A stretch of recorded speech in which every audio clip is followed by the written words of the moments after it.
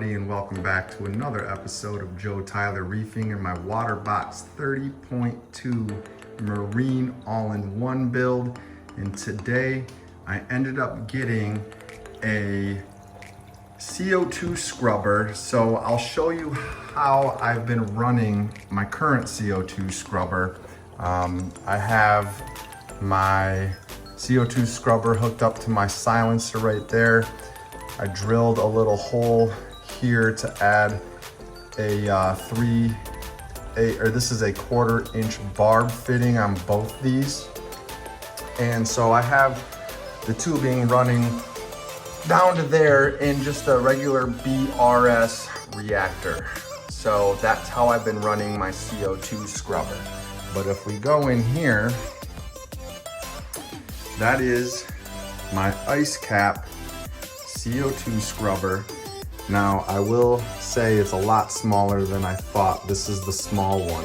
I should have went with the medium one, but I'm still gonna try it out, and then if it doesn't last that long, I'm gonna just order the medium one.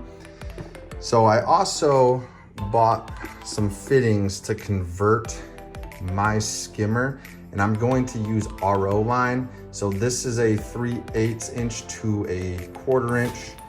And then this is a 1/4 to 1/4 inch. Here's another 3/8 to a 1/4 inch. And then this is going to be on top of my skimmer cup. So what it comes with is some CO2 media and then the actual CO2 scrubber. It's a really nice design. This is just gonna hang on the back. So we'll go back out here and I'll show you where I'm going to hang this. This is gonna go right here. So I have just enough room for it to fit right there, and then I'm gonna rub my tubing, because this is gonna be a recirculating one. So it's gonna be less of a run, and I'm gonna convert this tubing just to RO tubing. So that's what I'm gonna do. I'll be right back. All right, everyone. So I have my old CO2 scrubber taken out. This is what I was using. So as you can see, I have my very long tubing right here, and I'm gonna I don't know what I'm gonna do with this yet, but I'm giving this one up, and I'm gonna be going with the IceCap, which is right here. Now, they come with the 3/8 right here. So that's why I ended up picking up the reducer, because these are just gonna snap on right there. And then here's the other one right here. So I can convert a 1/4 inch RO line. So this is my old setup. So as you can see, I just used some black vinyl tape to cover up those holes, and then what I did here is I drilled it out so that this Murloc barb fitting would fit in here. So I did use some super glue to hold this in place, so I'm probably gonna have to drill it out. And then this is my silencer. So I did the same thing, as I used a 1/4 inch Murloc barb fitting here, and I super glued this one in as well. Actually, let's see. I can probably get it out to show you what this one looks like. Well, anyway, I'm not gonna be using this. So what I'm gonna be using is this RO line that I already had left over. So the reason why I have this 1/4 inch one right here is I found out that on the PLS 50, this is just gonna go right into here. So that's snug. And then I'm gonna run my RO tubing up into the new CO2 scrubber, and then I'm gonna recirculate it from the cap here. And then instead of using the barb fitting, I'm going to use the 1/4 inch RO fitting. So I have to take this out, put this one in. So I have my handy little drill here, and let me do that and I'll be right back. All right, everyone. So what I did was I drilled it out. So that's what it looks like right now. And I'm just gonna keep this on here because I don't wanna break anything. But it's perfect because what I'm gonna do is I'm going to super glue this fitting right into here so that I can run my RO tubing.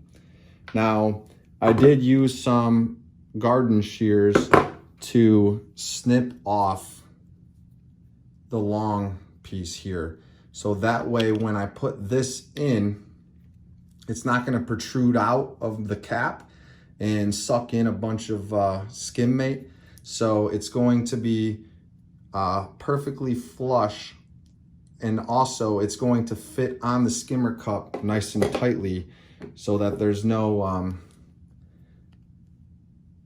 extra piece coming out like that. And I don't want that because I don't want it to suck up anything. So I'm going to super glue this together, and I'll be right back. All right, so I have it super glued to my skimmer cup top now. So I'm just gonna let it dry for a little bit. But what I'm going to do is I'm going to fill this up with some media. I'm gonna put it onto the back of my tank, and then I'm going to measure out my RO line. So let's put this on the tank and then we'll see what that looks like and go from there. All right, everybody, so here is the CO2 scrubber recirculating with my skimmer. So I have my RO line coming up into this first one, and then from my skimmer cup lid, it's going to this middle one, and then I have the media in there. So the only thing that I'm really not impressed with is this bracket. It's starting to peel away right here, so I might take it out and re-glue it. But other than that, that is how I am recirculating all the CO2 out of my tank.